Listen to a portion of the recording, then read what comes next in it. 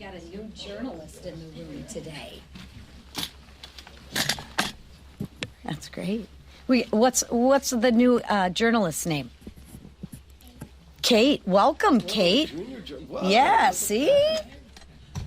Well, good morning, everybody. So glad to have you here today. This weekend marked 6 months since President Donald Trump returned to the Oval Office, and boy, has it been historic. Together, we have secured the border, restored peace through strength, squashed inflation, supercharged our economy, and delivered on the one big, beautiful bill. America is safe, prosperous, and great again. But Democrats continue their dangerous rhetoric. That is endangering law enforcement agents. I mean, an officer gets shot by an illegal alien in New York. Do you think that's a coincidence? Because I don't. It's their policies. It's their rhetoric. You know, my question is, did their policies lead to this rhetoric and all this rhetoric lead to this attack? Ask yourself that. I'll let you be the judge of that. Do you think their policies and their rhetoric hurt law enforcement agents or help them? Just ponder on that for a minute.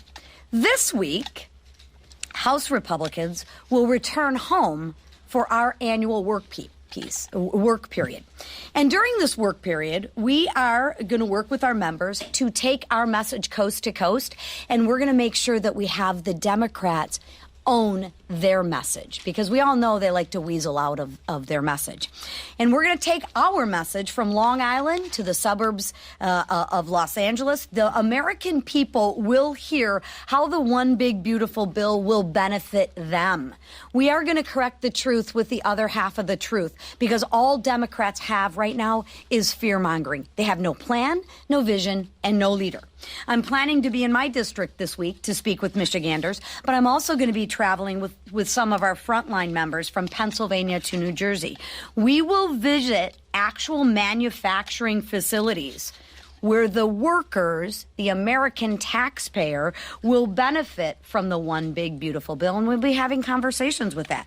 I'm sure along the way we're going to stop at a few restaurants, maybe get some takeout, where their staff or delivery drivers will enjoy the benefits of no tax on tips.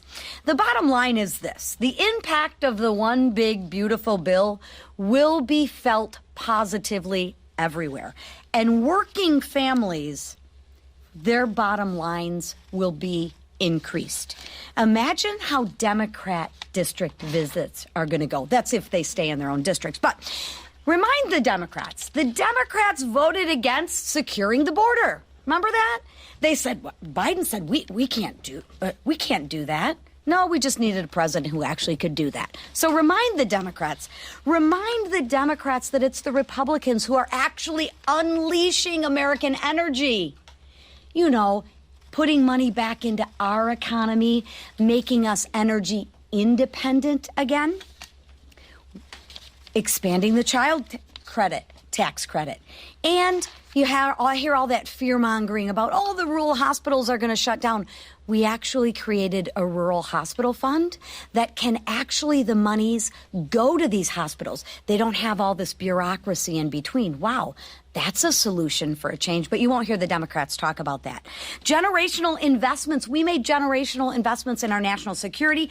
No tax on overtime, no tax on tips. Every single Democrat voted to kill millions of jobs.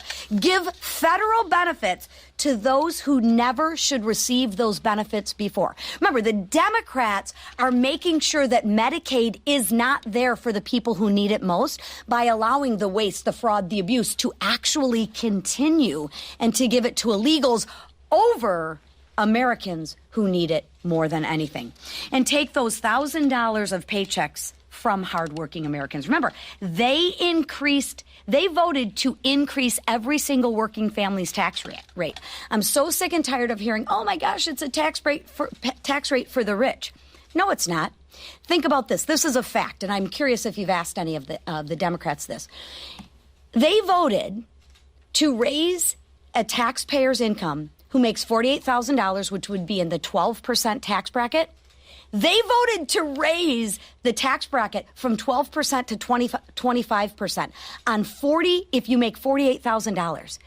I don't know, any of you think $48,000, is that a tax break for the rich?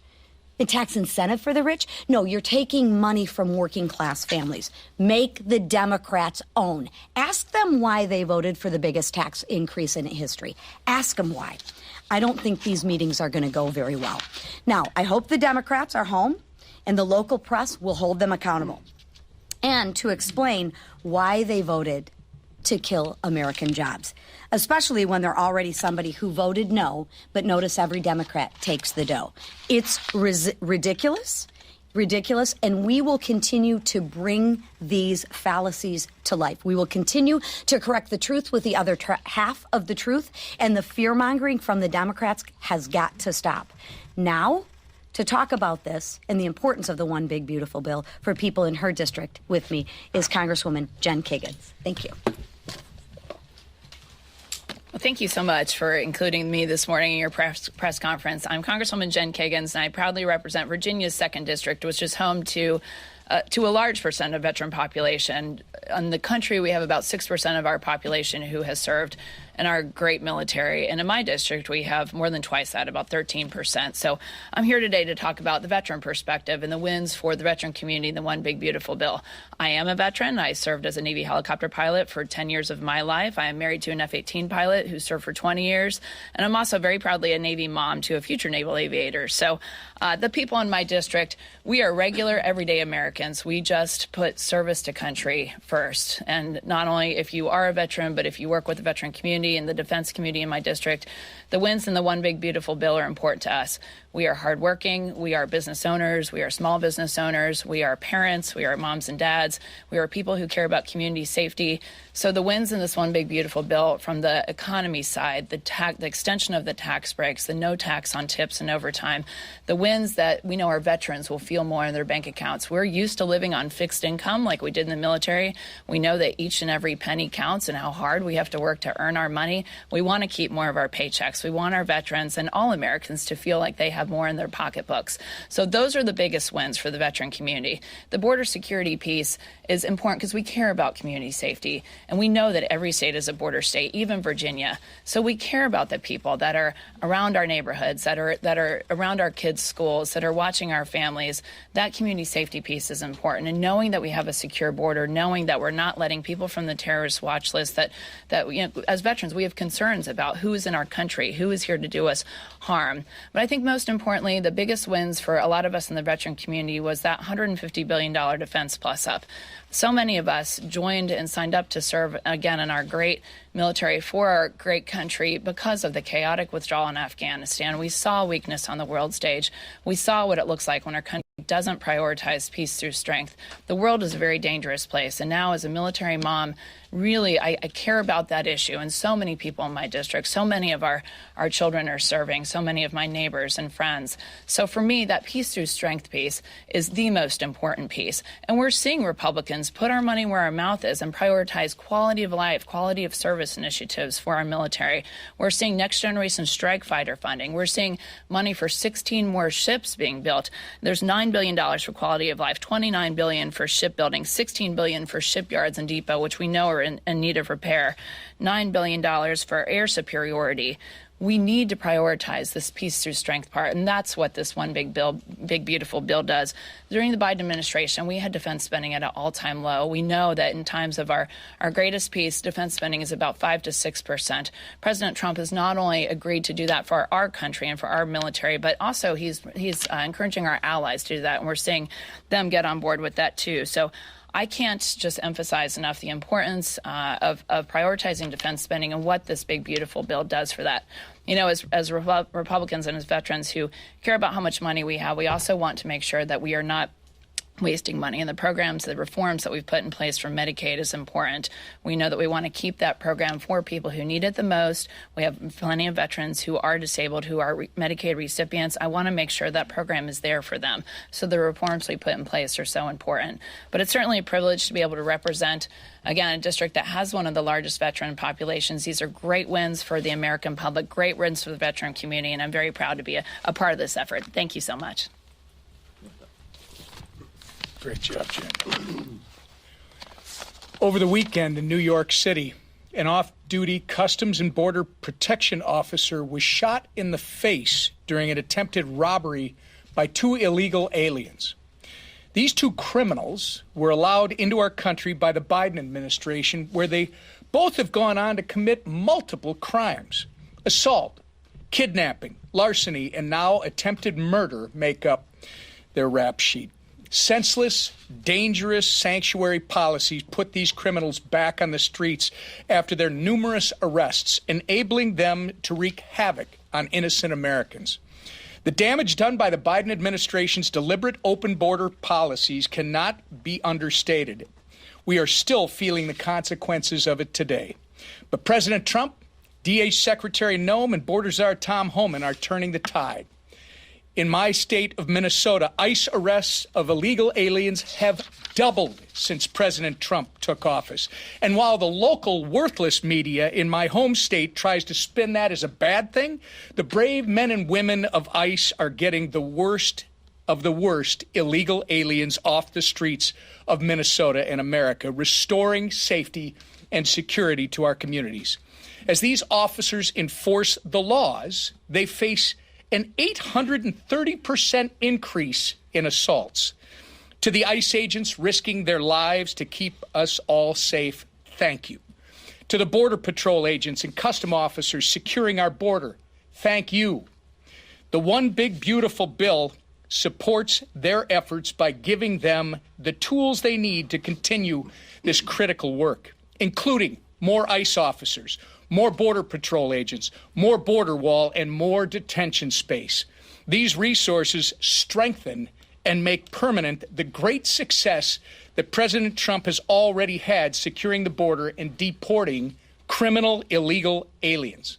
The One Big Beautiful Bill delivers historic border security wins. It delivers historic border security wins, and we're all safer for it. With that, the Majority Leader. Thank you, Whip. Well, it's been a very busy first 6 months working with the Trump administration to deliver critical wins for hardworking families across America, to deliver wins on those issues that we all ran on, the things we said we would do if we got a Republican White House, Republican Senate, and Republican House. And, of course, the One Big Beautiful Bill really is the epitome of so many of those victories, but that's not all we've done. The president has already signed or has on his desk 31 different bills that have been passed by the House and Senate on the desk of the president, almost all of which have been signed into law. After today, maybe all 31 will have been signed into law to continue delivering and getting our country back on track, reversing the damage that was done by Joe Biden in 4 years. What the Democrats did working with Joe Biden, not just to increase inflation, increase interest rates, to increase regulations and rules that stifled the ability for small businesses to grow. We've been working hard to reverse all of that. And while we are celebrating all of these wins, we are not tired of winning. And the American people aren't either. That's why this week we still have more bills on the House floor, but we also have a lot of work being done in our committees. The Appropriations Committee this week is taking up 3 more appropriations bills in full committee. Tom Cole and his members have been doing an incredible job of getting their bills out of committee. The House has already passed over 60% of all government funding over to the Senate. And this week we're going to see something that hasn't happened in years. The United States Senate is finally taking up a House appropriations bill. That should be something that's always going on in Congress, where you see the House and Senate doing their jobs together. But Chuck Schumer, for years, refused to participate in a normal appropriations process because he wanted shutdowns. He wanted chaos. It's one of the reasons the Democrats lost the Senate, is because the American people didn't want that dysfunction. And John Thune promised there would be a new day in the United States Senate, and Leader Thune is delivering on that. And one of those commitments he made is that we would have a normal working appropriations process, and they're actually doing that this week, moving the Milcon VA appropriations bill and continuing to move more of the bills that we're sending over from the House. And so as the American people see Washington working for them for a change, we're also going to be going during this district work period and explaining to the American people what's been in a lot of those bills, because the Democrats have been lying over and over and over again about tax cuts for billionaires. They're talking about hospitals closing. Everybody in America is going to die, according to every Democrat. And of course, when the American people look at what's in those bills, they're going, wait a minute. You know, the waiter and waitress in America who averages $32,000 a year is going to get about $1,700 more dollars in their pockets. That's real money for working people. And every Democrat voted no. You know, so while they're going back home and explaining and lying about the bills, we're going to start panning out across the country, telling the truth about what really is happening in the economy for working families. And we're proud of that. We're not done delivering, but I think it's important that we take some time to talk about what we've already done and delivered as we continue to move more bills. Like I said, a lot of work being done this week in committees. Energy and Commerce has taken up the NIL bill. You're seeing Judiciary focus on that report. It's been covered pretty well, but I think there's a lot more to the story about the Russian collusion hoax that started under President Obama, and some of those facts are finally starting to come out. You know, it's interesting to see Democrats want to talk about Jeffrey Epstein all of a sudden. For 4 years, Democrats hid and covered up the Epstein files. They did. They had it for 4 years. And Trump's in the courts right now trying to get a lot of that information unsealed so the American public can see it. But we're going to continue pushing for that transparency. Our committees are going to keep working to deliver more results for American families. That's what we've been doing. That's what we're going to continue to do, while Democrats just vote no. They hide, they lie, they try to talk about what they would do if they were in power. But of course, everybody knows what they did when they were in power. They moved a far-left socialist agenda. They're about to elect as their new party leader a socialist Marxist mayor of New York City. And half the Democrats, they all want to meet him and take selfies with him, and yet they're not sure if they're going to endorse him or not. But the bottom line is that's where their party has moved in Washington, in New York. But that's not where America is. Republicans are delivering for Americans, for hardworking families, all across the political spectrum.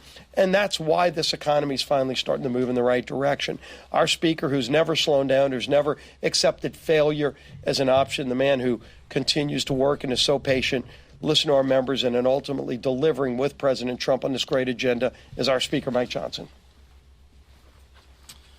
Thank this leadership team and all of you. Good morning. Thank you. Representative Kagan's doing an extraordinary job for Virginia and our military families and all of the issues she works so hard on. Thank you for all that hard work. I tell you what, it's been an exciting 6 months. Sunday, as you all probably know, marked the first 6 months of the Trump presidency, the second term. The 47th president has had an incredible run. We're on a winning streak. America's hot again. We're bringing back strength and prosperity and capitalizing and delivering on all the campaign promises that President Trump made on the campaign trail and that all Republicans did by extension. We're really proud of that. And I tell you what, history is going to record this to be one of the most consequential, extraordinary first 6 months of any administration ever, because we have unified government. The voters in this country gave Republicans the chance to turn this mess around, and we are. So we have the White House and the Senate and the House, and we're using it effectively every single day. And here in the House, we've kept pace with President Trump's extraordinary momentum. He never sleeps, and so we don't get to either. We've been codifying his executive orders at a record pace. We're cementing America First policies into law.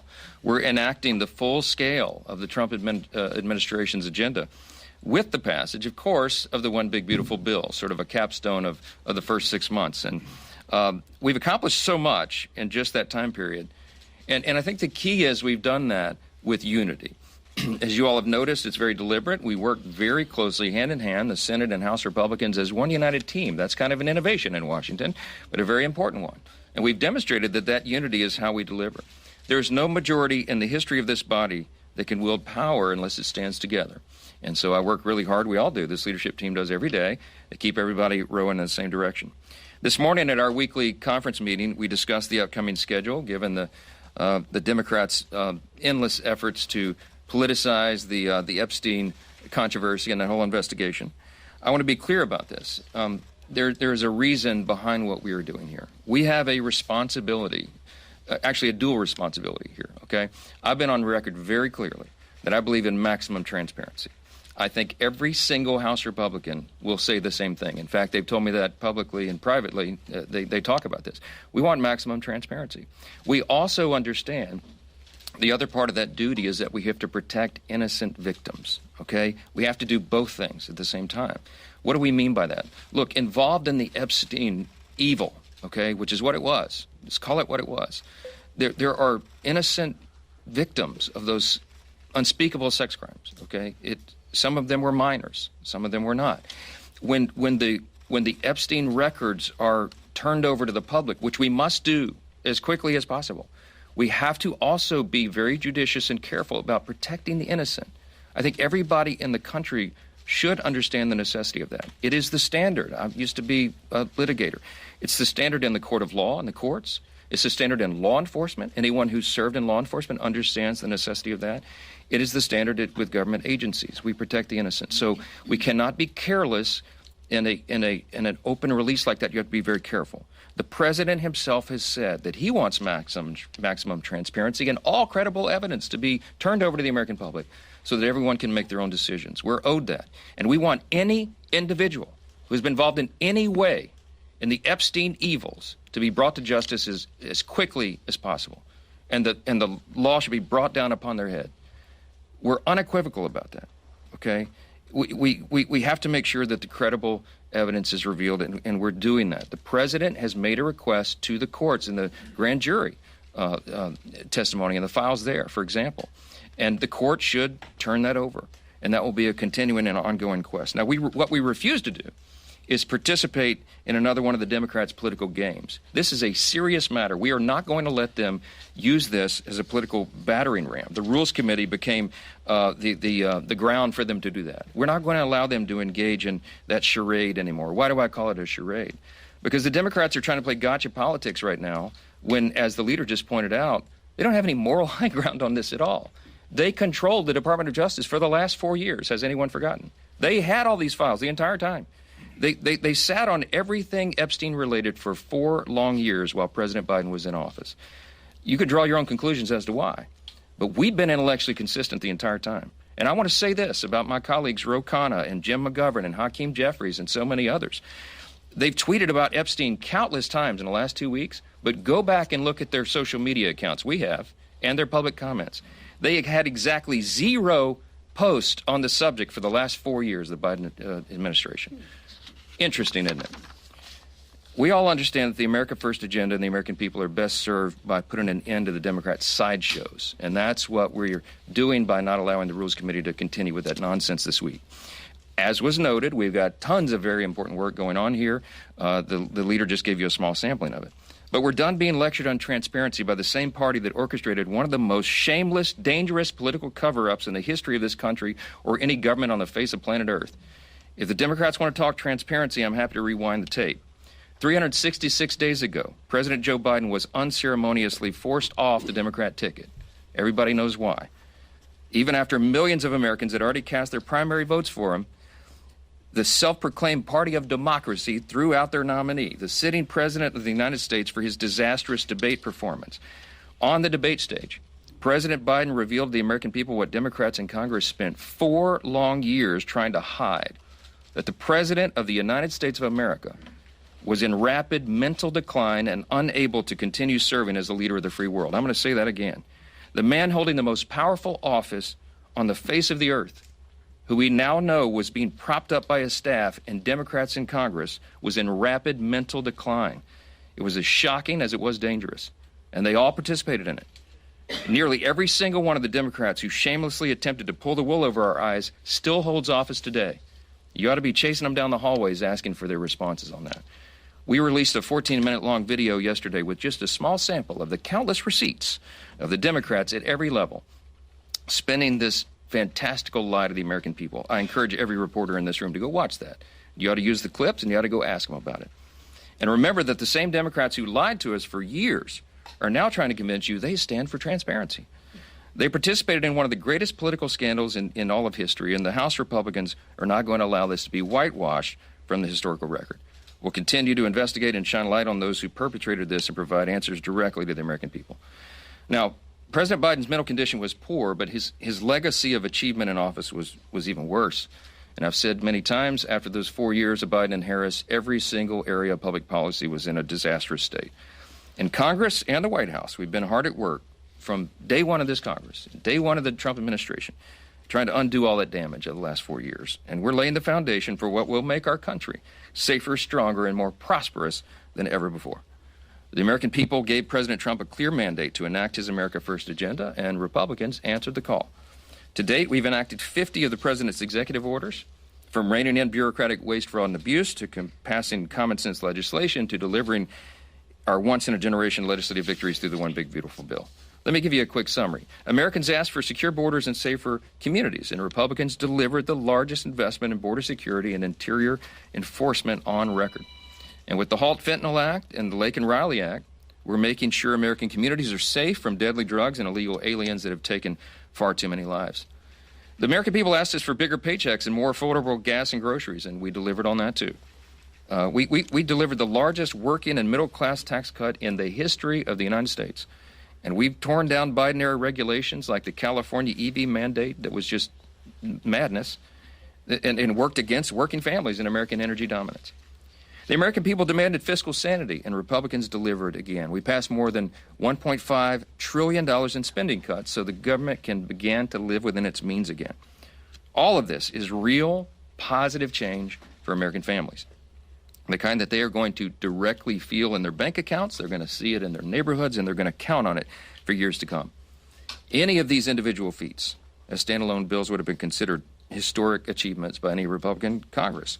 And we got them all done, all together, in one big, beautiful bill. And the more the American people hear about that bill, the more they like it. There was a Harvard Harris poll that recently surveyed the individual titles, the individual pieces of the big bill. And they found that 17 of the 21 major proposals polled had a majority of support. That's including things like reducing federal spending and imposing common sense work requirements on public assistance. But while the American people continue to learn about the bill, they'll also begin to feel its positive effects because we did this on a very aggressive timetable. As you all know, we put it on an ambitious timeline to be delivered. Many in this room said it wouldn't succeed. You wrote about it. I read all that. That's fine. We said we needed 6 weeks to craft our House budget resolution, and we passed it in February. We said we'd pass our House version of the One Big Beautiful Bill by Memorial Day, and we beat that deadline by 4 days. We said we'd pass it through both chambers and get it to the president's desk for signature by July 4th. And what happened? We had a big, beautiful signing ceremony at the White House on Independence Day. It was a historic day, and it's a testament to what this House Republican Conference can accomplish when we remain united and working towards a common goal. Last thought here, on closing note. This is the last leadership press conference before we enter the August district work period. Around here, people call it the August recess. It is not that, okay? So I know that lots of people in the press corps are going to be able to enjoy some downtime with friends and families, and we commend you for that, but House Republicans aren't going to get to participate in all that stuff because this month of August is not a vacation. This is arguably the most important work month on our calendar. Why? Because our members go home, they connect with their constituents in person, they host roundtables with local businesses and organizations, they meet with community stakeholders and local officials, really, really important components of the job. And frankly, they need to cut through the false and misleading claims about the One Big Beautiful Bill from the media and the Democrats. As I mentioned, the more people know, the more they greatly favor the bill that we passed. And House Republicans are going to spend the month highlighting how it will positively impact our districts and our communities. With that, I'll take a few questions. Mr. Speaker. Chad. Good morning. You say yesterday that you were in lockstep with the administration on the Epstein files, but it doesn't seem that you're in lockstep with all of your House Republicans. Thomas Massey just saying in the past hours that this is going to come back and bite Republicans. What do you say to those schisms inside your conference here? I say Thomas Massey is the one trying to bite Republicans, okay? I'm not quite certain what his strategy is. But it's just not him. I mean, otherwise you guys wouldn't be calling off the week tomorrow. You'd be able to put your rules on the floor. I understand the issue with the Democrats. Yeah, no, I just explained why. We're not going to play political games with this. We've all been very clear and transparent. The House Rules Resolution sets a good standard and requires all credible evidence to be released, and that's exactly where the White House is. There's no, as I've said many times over the last, as I've said many times, there's no daylight between the White House and the House. You have to allow the legislation to ripen, and you also have to allow the administration the space to do what it is doing. The president has said clearly, and he has now ordered his DOJ to do what it is we've all needed DOJ to do for years now, and that is to get everything released. So they're in the process of that. There's no purpose for Congress to push an administration to do something that they're already doing. And so this is for political games. I'm very resolute on this. We can both call for full transparency and also protect victims. And if you run roughshod or you do it too quickly, that's not what happens. But I'm convinced that the DOJ is going to do their job, the administration is going to do their job, and we'll do our job. And so we'll see to it. Yes, ma'am. Thank you, Mr. Speaker. Just to follow up on that, I know before when you were asked whether or not you would back Mr. Massey for re-election, you didn't give a direct answer. He had some harsh things to say about your leadership yesterday related to the Epstein files. Have you made up your mind whether or not you would support him or back him against your primary candidate back to the So as the leader of my party, I lead the incumbent protection program. Okay, that's my job. I go all around the country. I travel endlessly, incessantly. I have to raise over $300 million to do that, and we want everybody to come back. And some people, I try to protect them from themselves. You know, they kick and scream and bite their own colleagues. Some people seem to enjoy trying to inflict political pain on their own teammates. I'm not going to address anybody individually, but I'll tell you that some here are much more frustrated than others. There's a small, tiny handful, but one in particular who's given me lots of consternation. I don't understand Thomas Massey's motivation. I really don't. I don't know how his mind works. I don't know what he's thinking. Thomas Massey could have brought his discharge petition any time over the last 4.5 years. Over the last 4 years of the Biden administration, he could have done that at any time. And now he's clamoring as if there's some sort of timeline on it. It's interesting to me that he chose the election of President Trump to bring this, to team up with the Democrats and bring this discharge petition. So do I have some concern about that? I do. But you know, in me and my way, I try to follow Ronald Reagan's 11th commandment, never speak evil of another Republican. My gosh, it's hard to do sometimes around here. I also try to follow the scripture. You know, it says, bless those who persecute you. So let me just say about Thomas Massey, could you just accept my Southern, bless his heart? Okay, I don't know what else to say about it. We're for maximum transparency. We're engaging in that right now. And we don't need political games. Yes, ma'am. Over here. Yes. Wait. I was pointing at her. Go ahead. Sorry. So health insurance companies are requesting 15% premium increases for next year. They're citing the expiration of the care subsidies. Are Republicans thinking about this? Is there any possibility that they would look at extending those subsidies or any other things to decrease health insurance? I think that goes to the end of the calendar year, so we'll have discussion about the issue later, but it hasn't come up yet. I mean, but it's on the radar. Back row, yes. Thanks. Two questions. First is, did the president or anyone in the administration ask you to delay the resolution until after recess? No, but I, as you all know, I speak to the president multiple times a day on a typical day, often, always. And what I know about the president's heart on this is that he agrees with everything I've said here today. He wants maximum transparency, but he's also very insistent that we do not subject people who have already been victims of unspeakable crimes to further public scrutiny. And it would be a very dangerous thing to put those people's names out or to do a release of information in a way that is haphazard where they could be easily unmasked. And so you have to be very careful about how you do that. I think we have a moral responsibility to do that. We have a moral responsibility to expose the evil of Epstein, and everybody was involved in that. Absolutely.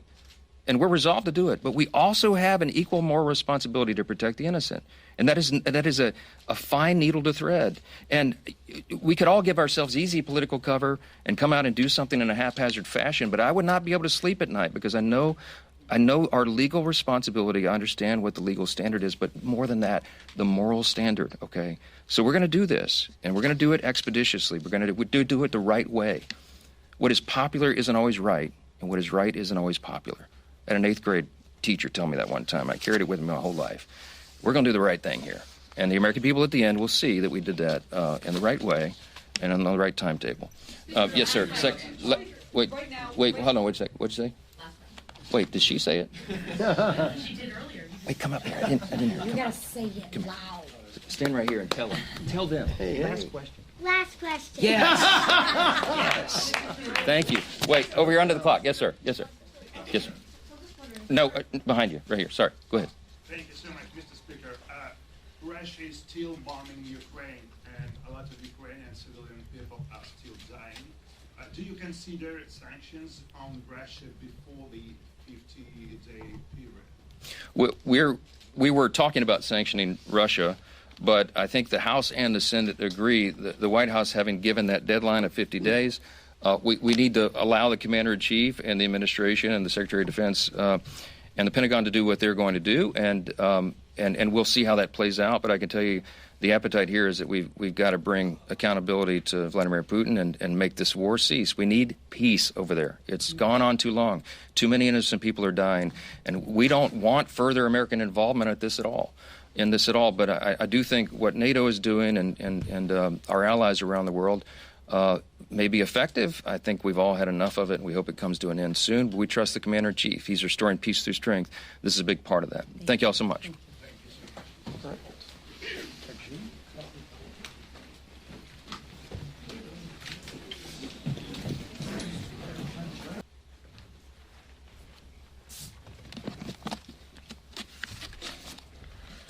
Good morning. Grateful to be joined today by DCCC Chair Susan Del Bene and the Vice Chair Ted Lieu. At the DCCC today, we had a productive caucus meeting across the street. Donald Trump promised to lower costs on day one. We're 6 months into this Trump administration, and prices are rising because of reckless tariffs, inflation is still too high, and now healthcare costs are going to skyrocket. For the 24 million Americans who rely on the Affordable Care Act, health insurance will go up by as much as 75%. And these price hikes don't even include the tax credits that Republicans are going to let expire. So even more Americans are going to see higher costs and could lose their health care coverage.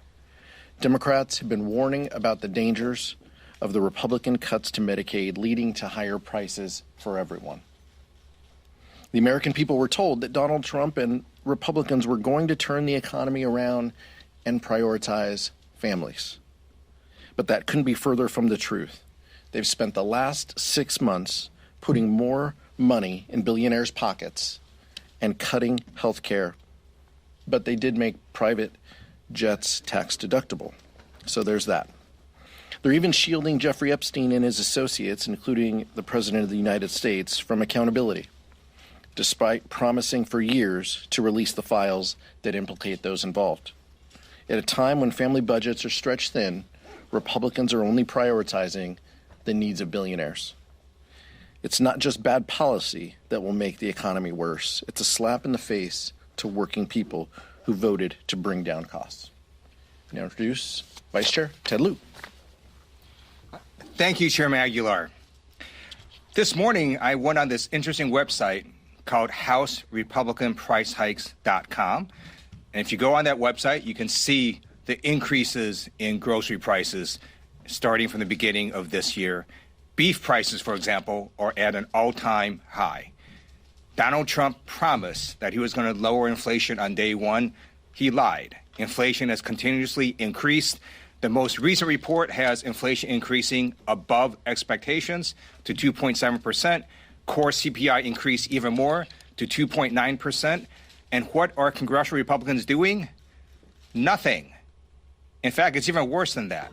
They are actually ending this week early because they're afraid to cast votes on the Jeffrey Epstein issue. The Rules Committee is not meeting because they're afraid to cast votes to release the Epstein files. So you've got this Epstein issue affecting congressional operations and making sure that the congressional Republicans don't work on trying to lower costs. So this is an epic cover-up, right? This is a cover-up of epic proportions where you've got the majority party literally having us leave Congress early and not having the Rules Committee meet because they don't want to deal with releasing the Epstein files. we should release the Epstein files. It is what Donald Trump campaigned on. It's what Attorney General Pam Bondi talked about this February when she said the Epstein client list was, quote, sitting on her desk right now. Why don't we have that client list? And these are the questions the American people keep asking, and the story is not going to go away, because at core, this is an issue about underage women who were sexually abused and assaulted. Attorney General Pam Bondi should not be protecting Jeffrey Epstein's legacy, nor his clients, nor should congressional Republicans be doing the same. With that, it is my honor to introduce our amazing field general for the DCCC, Congresswoman Susan DelBene. She's done a fantastic job, and she's going to discuss what we talked about this morning. Thanks, Vice Chair Lieu and Chairman Aguilar. Good morning, everyone. This morning in caucus, we presented how we're holding House Republicans accountable for their disastrous agenda and our path to retake the majority. We hear over and over and over again from people back home that the top issue for them is affordability and lowering costs for everyday goods. By all accounts, Republicans have failed miserably in the time that they've had the trifecta. Prices are still rising, whether it's housing, health insurance premiums, or everyday things like food and groceries. Republicans broke their promise to lower costs. Their big, ugly law is just another broken promise. It rips coverage away from millions of people and will raise health care bills for everyone, regardless of what kind of insurance that they have. And it takes food off the table from hungry families and children. It guts funding for rural hospitals and increases ER wait times. Energy bills will go up for families across the country. Republicans did all of this to pay for tax breaks for the wealthiest few. Their agenda is cruel, it's extreme, and an absolute disaster. And the American people agree. In poll after poll, we see that the Republicans' bill is massively unpopular. The more people learn about it, the more they oppose it. The one lie Republicans keep telling themselves is that voters won't punish them in the midterms because the American people won't feel the pain of the cuts until after the election. Aside from the fact that this is exactly the kind of insincere political gamesmanship the public hates, it's also not true. In a matter of months, millions of people will see their health insurance costs go up by an average of 75%. Rural hospitals are already announcing they'll close down and cut services. So no matter how many legislative games that Republicans try to play, there's no hiding from the facts. The big, ugly law will devastate and have devastating consequences that will absolutely be felt by working families. Republicans are poised to lose the majority next year, and they know it. You can tell by the way they're behaving. They avoid in-person town halls because they're afraid to face the public when they have to talk about their big ugly bill. House Republicans are headed for the exits. We already have 3 vulnerable Republicans decide to retire or not run for re-election because they know they're not going to take the majority.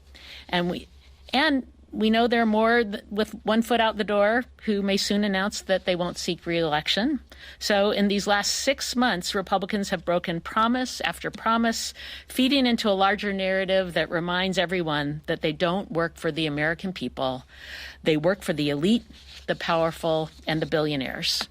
It's a theme we hear on the ground day after day. And if House Republicans would take the time to listen to their constituents back home, instead of only working and waiting for Donald Trump to tell them what to do, they would know.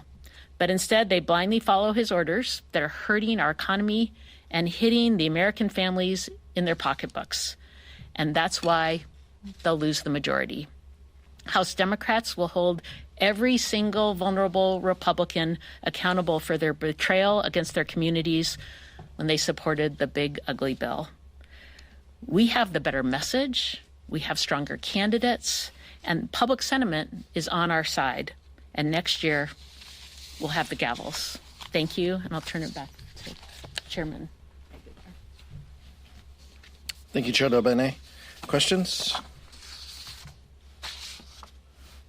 Thank you. House Oversight just approved a subpoena of Ghislaine Maxwell.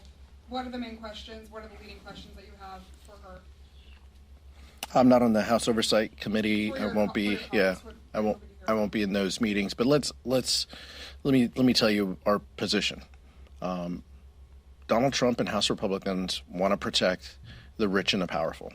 It's the basis of their one big ugly bill, and it continues to be the theme when it comes to Jeffrey Epstein. House Democrats want the truth to come out. We're going to continue to support those efforts. Donald Trump and his son and his closest friends spent years fanning the flame of this theory, and now we're holding them accountable. Do they want to protect the rich and the powerful, or do they want the truth? Those are the questions that the Oversight Committee hopefully will get to the bottom of. Nick? On redistricting, I mean, for Congressman Del Bene, how much harder will it be for Democrats to retake the House if Republicans go ahead with redistricting in Texas? And then, for that matter, do you want blue states to go ahead with mid-cycle redistricting? Republicans are running scared, and it's pretty clear that they know they can't win on their message with voters. They're not listening to them. So they're trying to rig the system, and they're going to try. They've brought this issue up in Texas. They shouldn't do it. They should be careful what they ask for, because they will make Republicans more vulnerable too, and we will compete in every single one of those districts. So Republicans will lose their job if this is the path that they go down. And the American people are against it. They want to make sure that that it's not politicians trying to pick their voters, but voters actually get to pick their representatives. Let me add a California piece. I'll turn it over to the vice chair as well for his thoughts. It's our belief that we can't fight with one hand behind our backs. House Republicans passed this one big ugly bill to kick 17 million people off of health insurance 2 weeks ago.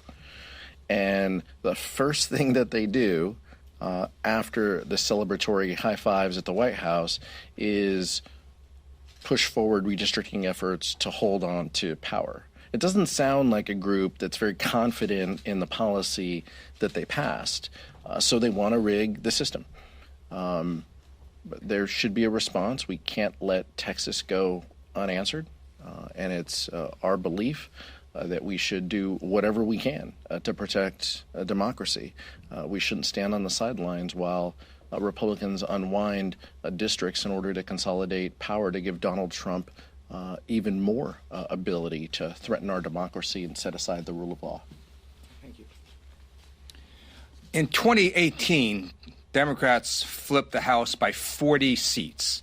One reason it was such a big number is because Republicans thought they were smart when they did gerrymandered redistricting and made a bunch of Republican districts that were sort of Republican, and they thought they could win. Well, they lost them all in that wave. So Atlas Intel, one of the most accurate pollsters last term, came out with a new poll showing Democrats ahead +10 on the generic congressional ballot. So I dare Republicans in Texas and Ohio to do redistricting. I dare you to take incumbent Republicans right now and make their seats less safe, because we're going to flip them. Michael. Thank you, Mr. Chair. It seems as though the trust deficit between Republicans and Democrats have widened even more since the March CR debate, now that they passed the reconciliation bill and decisions, as a member of leadership and as an appropriator. I'm just curious, your thoughts heading into recess. How are you feeling about the appropriations process when you all come back? There won't be a lot of time to try to keep the government open. How are you feeling about just where the appropriations process stands? The Senate hasn't passed any bills. The House has only taken up 2 bills. They were party line votes. Just kind of take a step back and give me a state of play as we head into recess. It's a pretty broken problem. It's a pretty broken system right now, the appropriations process. I'm not going to lie. This is a place where, and I think Kevin McCarthy, kind of started to break this process when he put Freedom Caucus members on the committee. He did that to try to become speaker and to hold the gavel, and we're suffering from that consequence now. The committee's always been a place where reasonable people come together, disagree, and then try to find some common ground and use the appropriations and budgeting process to find common ground to meet the needs of our constituents. We're struggling with that right now, and in the room you see that. Rosa DeLauro is an amazing leader. Tom Cole has a lot of respect, but when you continue to give power to Donald Trump and Russ Vought, who says the appropriations process should be less bipartisan, you're really lifting up some pretty dangerous actions and rhetoric, and we're seeing that. So it isn't just about the rescissions bill. It's about do we have a process or not? Do we trust that the executive is going to spend the money that we allocate? Article 1, Section 9, Clause 7, no money, but in consequence of appropriations. Like, do we stand behind that or not? And I think that's a question for our Republicans colleagues that they're going to have to mull this August, and we hope that they come back and feel a little differently than they have in the past. Appreciate the question. Allie? And then. Are you concerned at all about the strength of Republican fundraising, and do your members need to do more in terms of giving dues or donating to frontrunners? Look, I'll take the first try at that, and then I'll let Chair Del Bene. We need to do everything we can to gain the majority. Everything. Every single member, every way, every possible opportunity we can to help the team. That's what this needs to be about. And I would even argue some of this redistricting, discussion needs to be in that frame too. I understand that people serve different communities and different constituencies. If we have an opportunity to push back against some dangerous behavior that Texas is doing, we should do it with the single focus of making Hakeem Jeffrey Speaker and protecting democracy and restoring some sanity back to this place. So every member should be giving dues, helping out, helping a colleague, doing town halls in other districts, filling the need that exists to drive our message and to communicate that we stand for rural hospitals. We stand for people getting health care. We stand for affordable living and an opportunity to make a living and realize the American dream. Those are things that we stand for as a party, and that we need to focus every member's attention on that. Just to add that, public sentiment is with us. I've been across the country talking to folks. Folks are outraged and scared, frankly, about what's happened under this administration, and Republicans who have just let it all happen. But they rewarded their biggest donors with a big bill to tax breaks for the wealthiest and the well-connected, and they saw a benefit from that. But we have grassroots support across the country. It's strong. And when we have great candidates who are talking about the issues that matter on the ground, issues like lowering costs, making sure that people have health care, these are the issues that matter to folks in our districts. And that's absolutely, people are with us. And that's absolutely why we'll take back the majority. The Republicans are saying that your calls to bring out all the Epstein files are essentially disingenuous. It seems very energetic to have all the Epstein files released now, but in the last 4 years of during the Biden administration, those calls weren't there. Can you respond to that? I think that's false. Vice Chair Lieu has been talking about this for a lot of years, so I'll let him speak. But this comes down to what are Republicans afraid of? What's in these documents that they're afraid of, and why won't they call for the release of them? Jeffrey Epstein was prosecuted under the Department of Justice under Donald Trump. Then he leaves the White House, and his closest friends spend 4 years amplifying theories about the case. Put up or shut up. Follow through or don't follow through. But the American people want the truth to come out, and Democrats are the ones leading the charge for that. During the Biden administration, I talked about the Epstein files, and I noted that Trump was all over the Epstein files that were already released. There's multiple pictures of Trump and Jeffrey Epstein. There's multiple videos. There are bizarre quotes from Trump about Epstein. There are plane logs of Trump on Epstein's plane, and now we know there's this creepy birthday card. And guess what? I'm right and he was wrong, because, again, Trump is all over the Epstein files. Let me just say again what I just said. There are multiple pictures of Trump and Jeffrey Epstein, right? There are multiple videos of Trump and Jeffrey Epstein. Trump is on Jeffrey Epstein's plane logs. There are weird quotes from Trump about Epstein. There are court pleadings with Trump named. And now we know there's this creepy birthday card Trump wrote to Jeffrey Epstein on his 50th birthday. So I am right.